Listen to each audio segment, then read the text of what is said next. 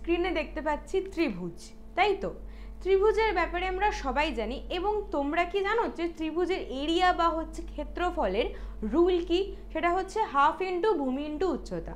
এবং মজার বিষয় হচ্ছে মাধ্যমিক 2019 সালে এর থেকে একটা ইম্পর্টেন্ট প্রশ্ন এসেছিল, যেটা হচ্ছে দুটি ত্রিভুজের ভূমি একই সরলরেখায় অবস্থিত এবং ত্রিভুজ দুটির ওপর শীর্ষবিন্দুটি সাধারণ, তাহলে ত্রিভুজ দুটির ক্ষেত্রফলের অনুপাত ভূমির দৈর্ঘ্যের অনুপাতের সাথে কি হবে?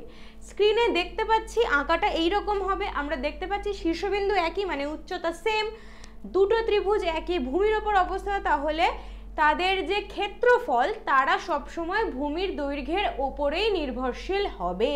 তার মানে যদি এরিয়া বাড়াতে হয় তাহলে ভূমির দৈর্ঘ্য বাড়তে হবে, এবং যদি এরিয়া হ্রাস নিতে হয় তাহলে ভূমির দৈর্ঘ্য হ্রাস পেতে হবে। তাহলে অ্যান্সারটা কি হচ্ছে? অ্যান্সারটা হবে আমাদের সমানুপাতিক। সামনেই মাধ্যমিক 2025, যদি এইরকম আরো ইম্পর্টেন্ট সাজেশনস জানতে হয় তাহলে অবশ্যই আমাদের মেন্স একাডেমি চ্যানেলটি সাবস্ক্রাইব করো।